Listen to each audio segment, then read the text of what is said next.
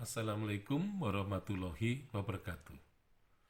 Karena penulisan IDAS ini difokuskan kepada artikel-artikel, jadi penulisan artikel-artikel yang ditulis oleh orang-orang yang ahli-ahli yang berbeda, tetapi di situ disambungkan antara artikel yang satu dengan artikel yang lain.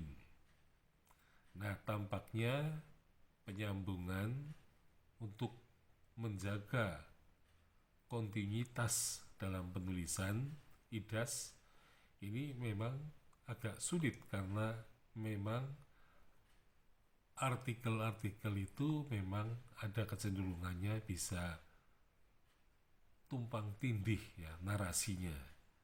Nah, sehingga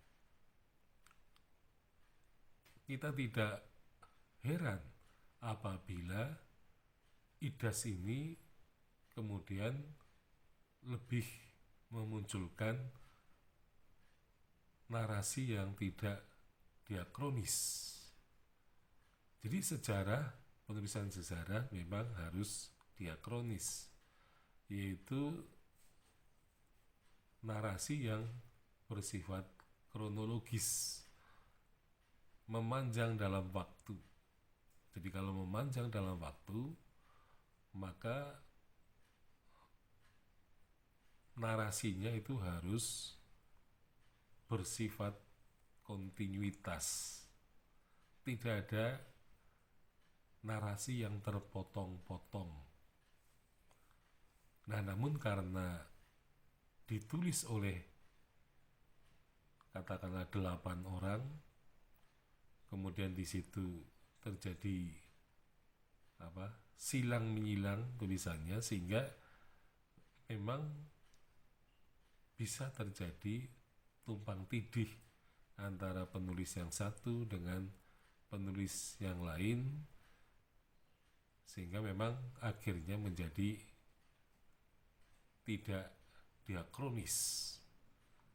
Nah, ketidak diakronisan itu yang seringkali disebut sebagai gejala anakronisme, ini bisa tampak dari anakronisme yang tidak sesuai dengan waktunya, bisa juga tidak sesuai dengan tempatnya, atau juga tidak sesuai dengan pelakunya. Jadi IDAS ini memang karena tentu saja lebih tidak detail daripada SNI, maka kejadian atau peristiwa itu, peristiwa ketidakdiakronisannya itu tampak gitu ya. Jadi berbeda dengan SNI. Jadi SNI ini memang kelihatannya jilid 1 SNI memang jauh di atas kualitas IDAS jilid 1. Ya, meskipun di situ ada teori-teori yang baru yang berkenaan dengan kehadiran manusia di Kepulauan Nusantara. Nah, sehingga sebenarnya IDAS jilid 1 ini belum memasuki penulisan sejarah yang lebih baik daripada SNI yang sudah ada lebih dahulu. Nah, masa prasejarah adalah masa di mana manusia Indonesia belum mengenal tulisan. Jadi tulisan yang dikuasai pun itu bukan hasil ciptaan manusia Indonesia sendiri, tetapi huruf yang dikenal itu merupakan huruf dari bangsa lain yang mempengaruhi kehidupan bangsa Indonesia itu. Jadi tulisan Pallawa misalnya adalah merupakan tulisan non-Indonesia ya, yang masuk ke Nusantara itu.